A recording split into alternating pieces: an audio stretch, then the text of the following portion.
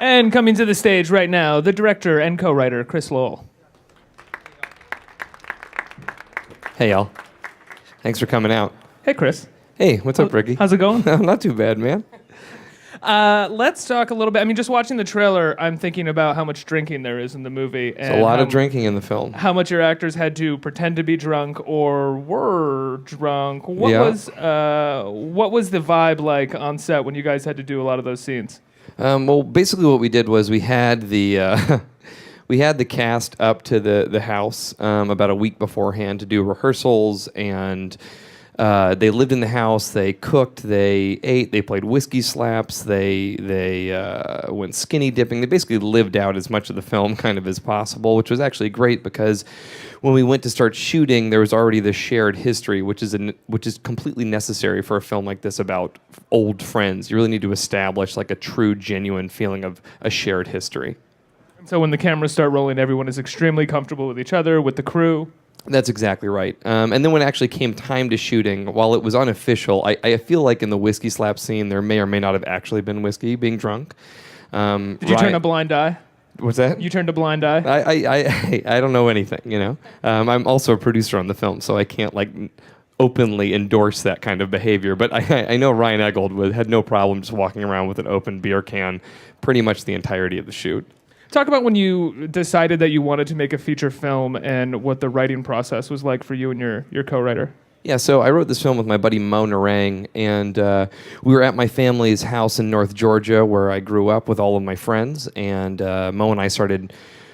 It was the first time we'd written together, so we were trying to think of something, and we were sort of wanting to write about something that made us afraid. So we'd both just recently gone through our parents' wills with them, so that was on our mind. And we were at the house. It was like, what if we ever lost this place or our friends? And then coincidentally and sort of tragically, within a year, my folks actually sold the house, and several of our friends' parents started getting sick. And suddenly this film, which was completely a fiction, became a much more serious story that we wanted to tell as authentically and realistically as possible. And so that's how this film kind of came to fruition. And you shot the film on 16 millimeter. We've talked about this before and how beautiful it looks because of that, but how much of a process that was for you. Yeah, it's a huge night. Well, you know, for me it was great. For producers, I always say, like, if you want to see gray hairs actively grow on a producer's head, you tell them that you want to shoot it on film. Actually, I just realized our DP is here right now. This is Tim Naylor. Right. Tim Naylor shot the film. And it was funny when we were looking for cinematographers. One of the most difficult things was finding a DP who wasn't terrified of shooting on film, because nowadays, so often, like most up and coming cinematographers, they just shy away from it. They're way more confident with the Alexa and the Red and other digital formats, which are amazing. But I really felt this film needed to be shot on film for a number of reasons. The most obvious is that this is a film like just bathing in nostalgia.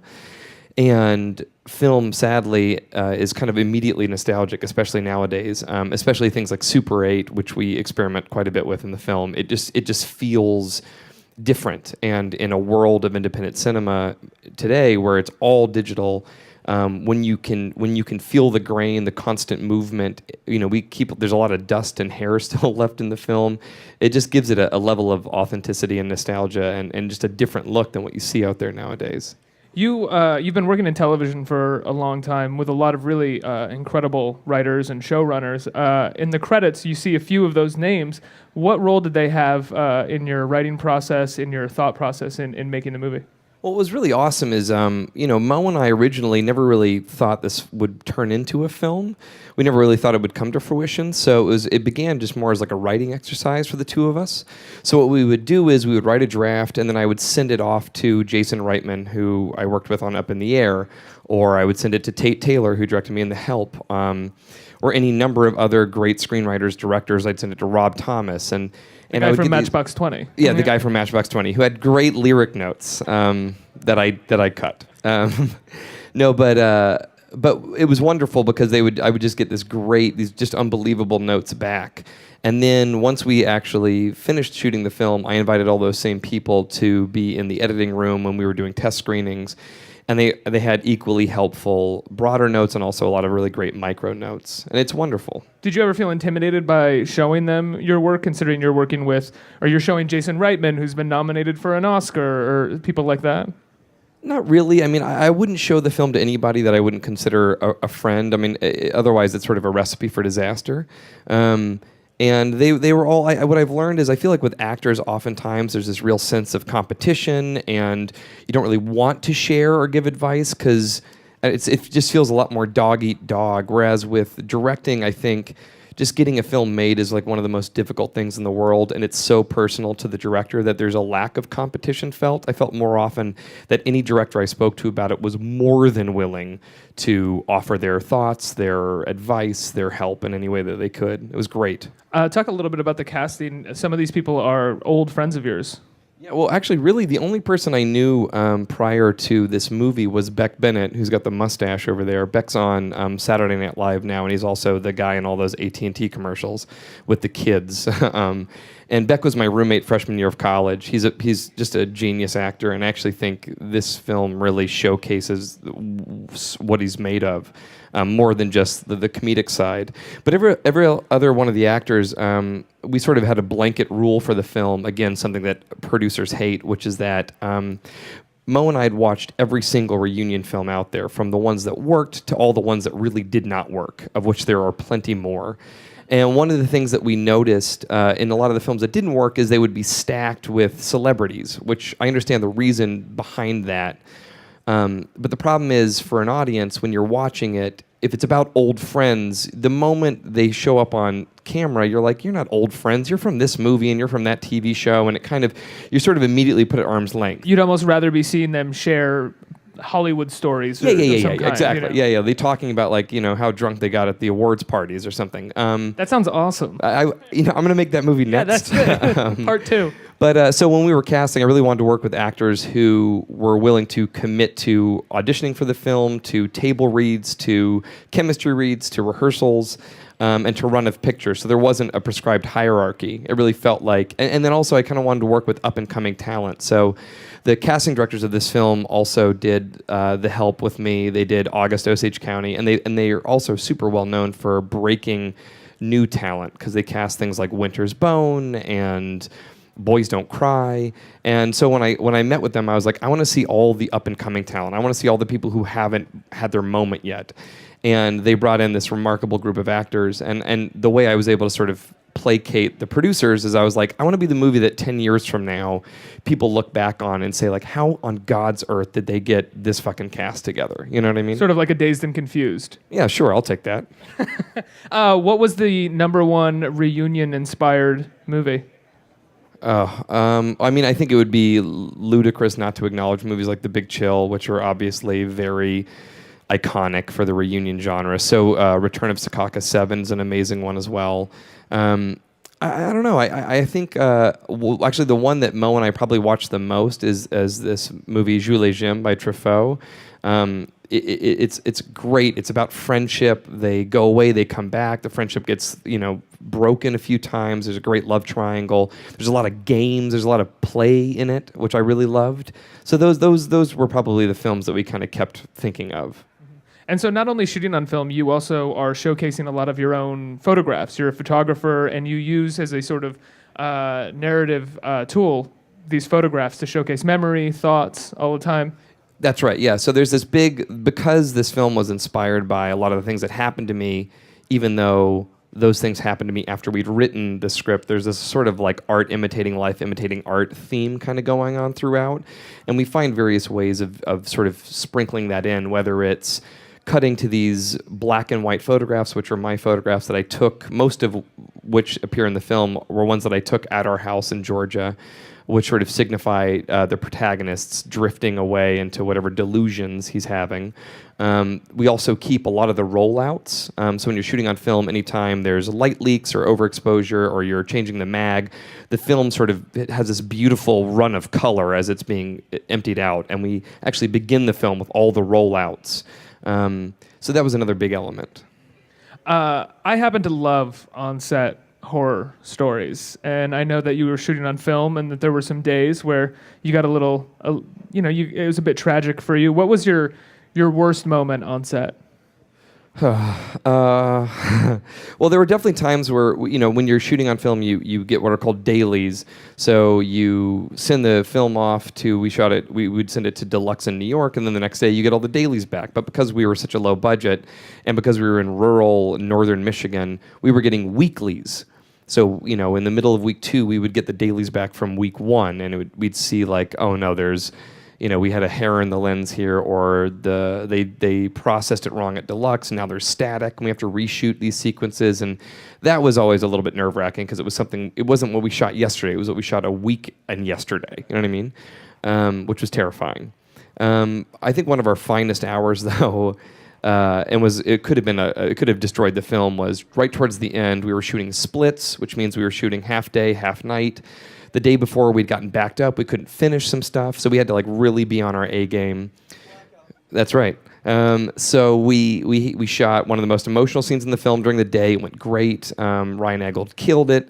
We broke for lunch. The next day, we were shooting some interiors. Everyone was on their A game, and then the power went out. So it's not a big deal. It's like, oh, we blew a fuse. Everyone's kind of waiting patiently for it to get fixed. And then in the background, I remember outside hearing one of the grips yell, "Looks like it's the whole neighborhood." And what we had done was we'd been plugging directly basically into a power line, and it sucked all the power for the entire grid of Petoskey, Michigan. And it's 2 a.m. on a Sunday, so it's not like in New York where you just have someone there. So one of our producers called 911, and the 911 operator's like, "What's the state of your emergency?" And he's like, "We're making a movie, we lost power," which I think in any other place they'd be like, "Get off the phone." But instead, this woman was like, "Hold on a second," and she hangs up, calls the electrician, calls back to the producer, and she's like, "Hey, I called the electric company. They're going to be out there to help you guys out. What's the movie about?" Which is amazing. And so that's exactly what happened. We ended up shooting on what's called a putt-putt generator, like a gas-powered generator. We had to decide how we were going to shoot certain things. We had to do a couple oneers. And then they came, they got the power fixed, they put a new lock on the thing that we had broken. We ran the power off it again, and we're able to get our shots. I mean, literally the last shot of the night was this shot with basically a bunch of our actors completely naked as the sun was coming up, and we ran into the woods to get this big wide shot of it. And that was it. We opened a bottle of bourbon, everyone was celebrating. It was a great way to be at Monday at 6 a.m. Now that story took 3 minutes to tell, but the actual event itself had to take a few hours to resolve itself, right? Hours. In the dark. What were you doing during those hours? What was going through your head? Well, see, that's the thing. That's what I'm saying. It was like our finest hour, because that was the moment of panic. That's the moment where everyone's allowed to freak out. And no one did. Everyone was super calm. It was very much like, okay, it wasn't, this is going to destroy us. It was, how are we going to rise above this? It really was amazing to watch, from the DPs figuring it out with our chief electrician, what can we shoot on, what can we shoot, to the actors rearranging all of their blocking, to the producers keeping everyone calm. I mean, it was definitely I remember being unusually calm. That's incredible. Yeah, it was I good. would have been pacing, crying. What's so funny is that every out. other thing, every other little much smaller tragedy, I would have complete meltdowns over. Like the crew doesn't like the food, and I'd be like, "God damn it!" Freaking out. And it's like that. That's easy to fix. I just said I didn't like this one thing. It's not that bad. You don't need to freak out. Right, exactly. No, I was not. My barometer for when to have meltdowns was way askew. Should we take another look at a look at a clip? Let's take a look at the whiskey slap scene. Great. Now, thank you. We weren't. That wasn't even scripted. That was just those guys hanging out. Now you've done this before in real life, outside of the last time. But yeah, where you it came and from. I and those two actors did it 6 days ago. Actually, I got to slap Reed Scott in the face. It was pretty really great. awesome. Beck got to slap me in the face so hard. Twice. Twice. Well, you asked for it harder the second time. Yeah. That's fucked up, but that's exactly what happened. So yeah, the genesis of this stupid game in my life was I was in college. We were passing around some disgusting plastic bottle of whiskey, and chasing it with soda or something. And we ran out of soda. So I was like, okay, just someone give. I can't just drink this liquor. I have to chase it with something. And my friend Lindsay was like, just take the shot. I'll slap you across the face. I'll take the burn right away. And at the time, it was like, this is genius. It's not. It kind of became a sort of a ritual for us. For a lot of our friends. I've done it on just about every job I've worked on, which is also not a good idea. But it's actually great. I think, out of context, that's all you get to see. But if you watch the film, I think we actually do a really good job of not just throwing in this fun game, this fun, stupid game, but actually using it to elevate the plot and to sort of raise the stakes. There's two versions of Whiskey Slaps played in the film. This one, which is very kind of playful and edgy and strange, and then it comes back again later in the film in a much more dramatic, frightening way. Yeah, absolutely. It's definitely not just a one-off bit. It's a whole part of the narrative. Came from college. Yeah, it came from college. Of course. I can't imagine it came from any place else. Which is what's interesting about that is that I'm still in college, so I can say basically anything for the last 12 years happened in college. A film that deals with the theme of personal growth tends to, and this doesn't, but tends to fall into the sort of exposition nightmare a lot of times, because how else do you portray someone growing? It becomes very hard to figure out how to portray that without having them just coming out sometimes and saying, I feel better now because I've done this and I feel older. Did you ever find yourself having to write yourself out of that hole? Definitely. I think in our first draft, probably more as an exercise for us as writers, Mo and I wrote sort of the most wrapped up in a bow version of this film, where all the characters find resolution in all their different ways, and we get to see each one of those moments. And then once we had that and realized how hallmarky, sort of bullshitty it was, we had to go back in and be like, okay, well, what would realistically occur in the span of 3 days? You know, people aren't going to find all the answers in that amount of time. Like, what are the resolutions that really matter, that we need to see, and what things can be left unsaid? And even with those, how do you do it in a way that doesn't feel like you're just drowning in exposition? How did you work with your actors, and how did your background as an actor prepare you and help you, and maybe at sometimes even limit you? Well, I think the thing that's really nice about having acted for so many years is that I've worked with a lot of directors, so I've gotten to see what does work on a set, what a well-run set looks like, and what a poorly run set looks like. Incidentally, really, the big secret is you're just nice to people, in my opinion. You're nice to your crew. And they don't hate your guts. That's kind of like you just say thank you a lot. With the actors, I think really my goal was just to build as much trust with them as possible. So, and whatever, basically I met with each one of them separately, and I just asked them, what can I do to make you feel as comfortable and as able to take risks when we actually start shooting as possible. And each actor had a different response. Some of them, liked to be reassured constantly. Other ones liked to be left alone. Some loved rehearsals, others didn't. Ryan Eggold, when you're giving him direction, you kind of have to speak like you're reciting a tone poem, because he's very ethereal with his direction, whereas Reed Scott, you'd give him a note and he would just say, faster, slower, quicker, funnier, louder, quieter. It was just like faster, quieter. And he's like, great, I got it. They just all work differently. Did you ever have a moment where you had a learning experience with how to direct actors? You did something, you gave a direction, and it didn't work, and you said, file that away. That's not how to do it for me. Yeah, well, definitely. An example would be Brett Dalton, who's now on this show called Agents of S.H.I.E.L.D., and this was one of Brett's first jobs. And I remember with Brett, I just loved everything he was doing, and I kind of left him alone. I remember just sort of being like, he's kicking ass, and if I had a note, I would give it, but I didn't really have one for like the first week of shooting. And I remember at the end, we were all saying our goodbyes. I was like, great work today, and he's like, it was? Okay, can you just let me know that? I just don't, if you could. And I remember being like, oh, okay, like communication, even when someone's doing a great job, is important to say, like, just so you know, you're on the right path here. Especially for an actor, because that's that reassurance. Especially because that's all we fucking want. We just live for that stuff. Live for reassurance. Live to be told that we're doing a great job. Yeah. When you were going into financing this film, were there any decisions, any compromises that you had to make coming off of the script into financing? No, and I actually think that's unbelievably rare. For a first-time filmmaker especially, I got final cut of the film. I didn't have to make edits according to a studio or a producer. I wasn't limited to my cast. I didn't have to have a certain actor in the film in order to get financing.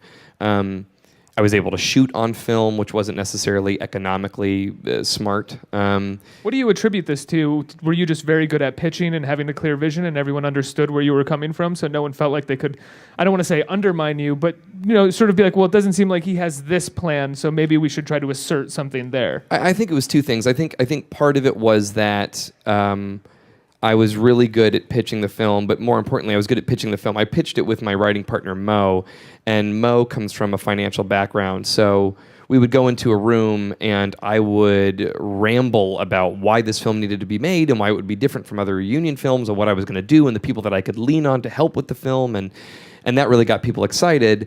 And then when it came time to talk about the actual terms of the contract of what the investment proposal would look like, Mo was able to kind of swoop in and speak, like an intelligent human being who could crunch numbers, and I think that placated a lot of people who were a little bit nervous about where they were spending their money. There's a great not series of scenes in the film that are cut next to each other to showcase. We kind of see it in the trailer how everyone is responding to the night before and their particular actions. I'm wondering if in the original script you had it cut like that, where each scene was playing against each other, or if you had them separate. No, that was done. That was exactly how we did. So basically what happens is there's 3 scenes going on at once, and one sentence from one sequence will be answered by somebody else out of context in a different sequence, and so on and so forth. So they kind of connect together. You see this, I've seen it a few times in plays, but never really in cinema. The closest that Mo and I could find was in the Austin Powers movies. There's this really long dick joke that goes on for 6 minutes, where it'll be like, look up in the sky, it's a big, and then it'll be like, Woody, and it's like, there's Woody Harrelson, you know what I mean? It sort of keeps going like that. Really stupid. Hysterical. I love Mike Myers, and I thought that was amazing. But it was hard. We just really hadn't seen anything like that, and we just loved it. It's one of our favorite parts of the film, and that is how we wrote it out. The classic, I guess cliche at this point is that when you make a film, you actually make 3 films. You write it, you shoot it, and then you edit it, and it changes and evolves each time. How did this change from the script to shooting to the editing process? Well, I really do. I'd heard that a million times as well, and it's very true, I think, because what we wrote and what we shot and what we edited was actually fairly similar, except that the way I heard it in my head was so different from the way that Aaron Dark or Jesse Hodges or Beck Bennett reads it. So finding that was really interesting. And then you make cuts on, and then there's scenes that on the page seem so great, but when you actually shoot them, you realize you don't need them, or they're actually moving too slow, and other things that you thought were throwaway lines, which turn out to be the things that get applause in a theater. And then finally in editing, that really shocked me, because I remember thinking, they always say you can totally change the movie in editing, and I was like, whatever. This is a linear story told in 3 days. There's really not a whole lot of ways you can change it, and that's not true. It's amazing what you can do in an editing room. And we didn't do any reshoots. We really only worked with what we had, but it really blew my mind what we were capable of. What kind of stuff did you change in the editing room? Did you find that you were actually moving different scenes from one place to another? Well, splicing in my photography was an editing choice. We talked about it early on, but it was never really. It was kind of in the corner of my mind, and our editor really kept coming back to that, and I thought that worked really, really well. We shoot a sequence on Super 8, and we come back to that later in the film, and I think that works really nicely. It was really getting out of the film that we had a few different versions, none of which were the originally scripted version. We talked about some of the people that you sent the script to, that you brought into the editing room to take a look. People like Jason Reitman, people like Rob Thomas. What were some of the notes that Jason Reitman gave you? I remember one of the biggest ones, a writing note that we got early on from Tate Taylor, who directed The Help. Our first draft was very precious. And not a whole lot happened. And I remember Tate saying, okay, here's what you need to do. Take everything that happens in your 3rd act and put it in your 1st act, and then see where the story goes. And I remember being like, whoa, that's a crazy freaking idea. But he's like, just every time you think you know what's going to happen, do something else, and it just makes it that much more interesting. And that was, I remember, being a great note. It's also a testament to your commitment to this story, because taking everything from the third act and moving it to the first is a lot of new work. Yeah, well, that's for the you thing. to have to do. That's the tragedy of getting a great note more often than not. Is the good news is that you immediately realize it. You're like, oh, that's exactly what needs to happen. Yes, and then you realize all the things that need to happen in order for that decision to take place, for that note to work, and that's always a daunting process. I mean, at times Mo and I would get notes that we'd be so excited about for about 20 minutes, and then we'd spend the next 2 weeks just in agony trying to implement those changes. Realizing that now you're not done and you have a Not lot of even work close to do. to done. Right. Should we take another look at another clip? Sure, yeah. This There this is our protagonist, Daniel. This is Ryan Eggold delivering the worst toast of all time. He was drinking. How many times did you perform that speech for yourself while you were writing? Oh, it's funny. We typically the monologues like that, these short monologues, we would undergo the original version would be like 4 pages, and then it would turn into 4 sentences. We'd be like, we really don't need this. We really don't need it. And then we would sort of let Ryan kind of do what he did. When we actually shot this scene, we had scheduled shooting it over 3 days, and we ended up shooting it in, what do we do, Tim, like a day and a half, like one night? I mean, I think we really ended up shooting. I just remember when we shot it, I told each of the actors, we're going to do 2 masters, and then each one of you is going to get 2 takes. And that's it. Yeah, and we burned through it. That's it? That was it. What's Yeah. that? Yeah, That's discipline. Did that worry any of them? Did they? Well, that was get what's so intimidated? amazing about these actors, and it was part of the reason a lot of them have a huge theatrical background. So our film's very dialogue heavy, and a long scene in film and television is usually like a page and a half. You know, it's like if you get a 2-page scene, it's like terrifying, and we would have 15-page scenes. And a lot of these actors, I mean, they were so unbelievably professional. I mean, in between takes, during lunch breaks, they would all be outside in a circle rehearsing, just like making sure they were tight on their lines. And it's the only way we were allowed to shoot at that kind of pace. There's no way it would have happened otherwise. What scene in the film would you say was your biggest fear going into? The dinner scene, which is that scene there, I mean, just because there were so many moving parts. You've got food, it's at night, you've got all these different people talking, there's a lot of comedic beats that need to be hit. And I love that scene so much that I had really high hopes for it. And I remember in editing, that was one of the few scenes that, as much coverage as we had, it was just so much fun to cut because there were just so many versions of it. And it was just the best. That was one of the things that I was struck by when I saw the film, was that you had clearly set up a fair amount of challenges for yourself that I think a first-time director wouldn't normally do that. You know, all of these dialogue-heavy scenes where there's several different moving parts, that different motivations that drive the main motivation, different B stories that are driving the A story, all within 5 minutes. Were there things when you were writing that you knew this was going to be a big challenge and you wanted to maybe write something different, or did you write to direct even more challenging material for yourself? Yeah, I mean, I think, where we challenged ourselves, we also saved ourselves. So we definitely took on some big fish in terms of like some of those, like we've got like a lot of characters all doing this scene, or we've got skinny dipping sequences, or like crazily shot 3-part sequences. But then at the same time, it's like, okay, but we're going to contain ourselves pretty much to one location, which makes things a lot easier. We're going to work with, it's going to be like a no asshole environment, which really makes things helpful. We weren't dealing with any divas, which was really nice. Because I've just been on sets as an actor where you are dealing with those kinds of people, and it's just amazing how much harder everything is. No names, but tell a story. No names, but I mean, Clooney. No, I'm just not Clooney. Not Clooney. Not Clooney. No. Did No, George, don't leave. Take that off. Well, all right. Well, he's gone. They said this wasn't live, so we're good. Okay, fantastic. No, I think we just had like a really driven crew who all seemed to really believe in the project. I mean, one of the most emotional times I had on the film, I think, was our pre-production, where you do your final production meeting, where you've got the DP, the camera department, and the costume department, and hair and makeup, and every single person has studied your script for weeks now, and they all have very meticulous, very specific questions. And I remember being so humbled by how much time and effort and passion people were putting into these words that Mo and I had written. It was a really pretty amazing experience. The filmmaking process, be it shooting or editing, can get kind of exhausting, but it can also lead to new ideas, new thoughts about what you want to do next.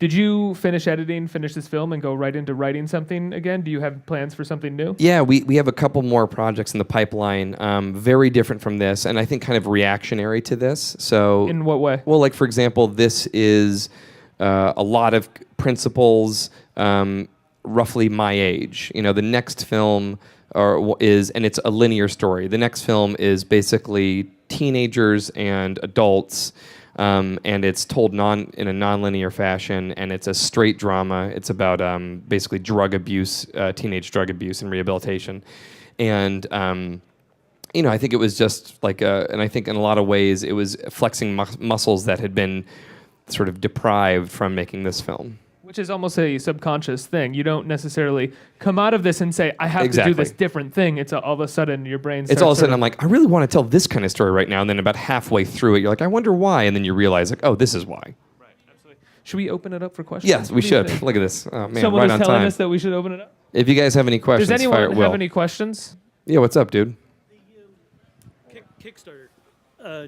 Can you just maybe talk about Kickstarter and how that kind of played into the whole financial? Hell yeah, I can. Let's talk Kickstarter. Okay, so basically, Mo and I raised this. We raised the money for this film through private equity. You know, basically asking people for money in their living rooms, and we'd reached a ceiling that we'd set for ourselves. And when it came time to actually distribute the film, there were still a series of things we needed to pay for, whether it was E&O insurance or music licensing or closed captioning, things like that, all sorts of distribution costs, which we hadn't foreseen. And we didn't want to dilute the investments, our investors that they'd put in. And so really we were kind of backed into a corner where the only thing we could do was a Kickstarter campaign. And I was in the Veronica Mars movie, which is the most successful Kickstarter campaign in history, which is amazing. And I think people assumed that I would just know how to do it because I was in that movie, and I didn't know shit about how to do that stuff. In fact, I was probably the most averse to doing it because I was so kind of social media inept. I mean, you know, Mo still has a flip phone. I had one while we were shooting. I mean, this is like the level I'm talking about here. Were you also worried that it would maybe feel like you were taking this one thing and playing off of it, like yeah, sort of using exactly. your There was a real. I mean, I was so proud of how we'd raised the original capital that I wasn't sure I wanted to go this route, and frankly, I didn't think we could do it. And I actually think it was our lack of understanding that worked to our advantage because, you know, we had people set up Facebook accounts for us and Twitter accounts, and we learned how to use it as in the most rudimentary way possible. But I think the way it helped us is that we had such a personal investment in people who helped us out. I mean, we were responding to every tweet we got and Facebook message, and I mean, I think we really got invested in the campaign, and I think it was very evident to people that we weren't hiring other people to do this for us, that it was literally us, you know, up until 5 a.m, like making sure we got back to, you know, that Jen Blatchley and, you know, like Purple Row, like, have you written back to Purple Row yet? Shit like that. Those were the conversations we were having, and I would. And this is maybe, I hope I'm not shooting myself in the foot, but I would say I'd like to believe that anybody who contributed to our campaign, we really want, and anyone who worked on the film, frankly, whether they were an actor or a grip, we really kind of wanted to make it our motto that no one would walk away from the project with a bitter taste in their mouth. And that's actually something I think we really did learn from Veronica Mars, because that was one thing I remember is when we were shooting that movie, there was a producer on set the entire time whose sole job it was to make sure that we were honoring all of our Kickstarter promises and making sure everybody was, which is amazing on a studio film to have that. And it was important to Rob and Kristen and everybody else. And so Mo and I think adopted a similar kind of feeling towards the whole process. I mean, these are people who are donating to a film that they have not seen and not getting anything out of it except for these prizes that they're not guaranteed to receive. I mean, it's an amazing amount of trust that they are giving to us, and so it's only you know it's our duty to honor that trust. Did you realize something new about your own fan base too by having that Kickstarter? That I had one. Yeah, that's what I mean. that yeah. As an actor, were you tempted to put a little cameo for yourself in, or? Oh man, it's funny. I got into filmmaking, I think, originally as a kid because I wanted to act in these projects, and I would basically end up casting myself in all of them. And I think in my head, I went to film school with the thought that I would get my foot in the door through editing or cinematography, directing, writing, some way, and then eventually I'd get to a place where I could just cast myself in all of my projects. And then, ironically, when finally that day came, I didn't want to act in it at all. The reason being, frankly, that in a dream world, right, as an actor, like the goal is that you can shut out everything else except for the person you're acting opposite, that I can ignore the lights and the cameras and just focus on you, my acting partner. And I just knew very necessarily if I was a director, I would not be able to do that because I would simultaneously have to also be thinking about the boom mic and the dolly movement. We didn't have a dolly. The boom mic and the camera movement and all these other things. And I just didn't want to put myself in that position. I was worried that if I tried to do both, I wouldn't enjoy either. It's also a small crew, and you're sort of a part of everybody who's paying attention to those things. You're not on the kind of set where, as a director, you can just sort of let those things. You have a series of assistants working for you, or anything. No. I mean, it was like I'd wake up in the morning, I'd go get coffee for everybody, and like bring it to set. Also, frankly, I've worked with a lot of friends of mine. A lot of my friends have worked with actor-directors who are starring in their own projects.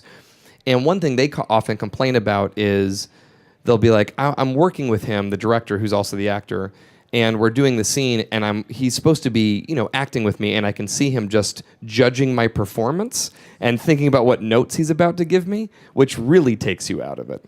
Hi. Hi.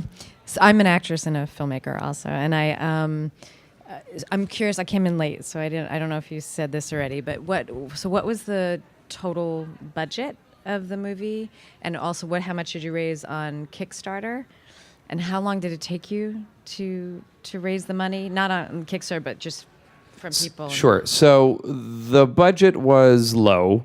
It was, for all intents and purposes, really comfortably under $1 million. I'll say that.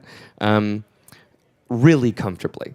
And we actually raised the money in a kind of record amount of time. I mean, I think I got spoiled because in 2012, in January of that year, we signed our contract with our producers, and by March, we'd had all the money raised. And April, we did all of our casting. May was pre-production. We shot in June, July, and then we edited August, September, October, mixed it, everything else. We were like a done deal by Christmas. It was insane. So I was just like, great. And then, come spring of this coming year, the movie will come out. And then we did a year of festivals, and then it took almost another year to get the film finally distributed. It came out on Tuesday, by the way. I mean, it literally it was a long and winding road. As for Kickstarter, we needed to raise $60,000, roughly, which included what we'd anticipated we would be spending on prizes. And we ended up raising $207,000 and change, which is just unbelievable. We're I think, like the 13th most fundraised film on Kickstarter, which is shocking. Hi, I'm curious in terms of why you chose to, I guess, live in New York versus LA to pursue your artistic vision and work, and how did that play into any of the movie or inspire anything in it? Thank you.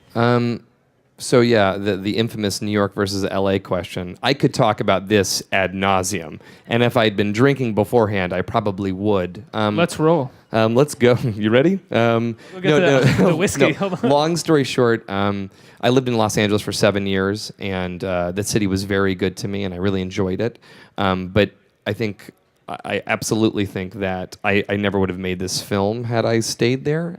With no offense to Los Angeles. For me, I mean, in a nutshell, if I were to like really dumb it down, my experience, it would be like if I were talking about Beside Still Waters, I would say, oh, I made this movie. And I feel like in New York, the first question would be, well, what's it about? And if in Los Angeles, the first question would be like, well, how much money did it make?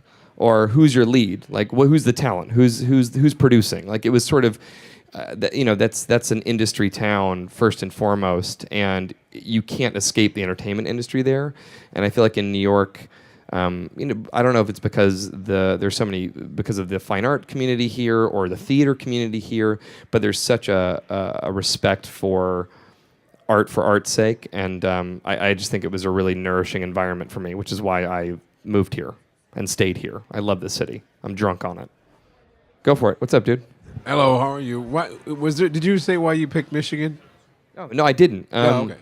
So the original home, and then we'll get you front here. Don't you worry. You're not going away. So we the film was actually inspired by the home where I grew up in Georgia, and we wanted to shoot in Georgia. I think originally, even though we didn't have the house anymore, I think it was just sort of for cathartically, I wanted to shoot there. But to be perfectly honest, we couldn't get the incentive that Georgia offers because our budget was too low. And so we were really trying to find a place that felt like anywhere America. And by that I mean we didn't want to shoot in a house in the Northeast because it's so clearly the Northeast, I feel like, when you see that landscape. And same with the West Coast.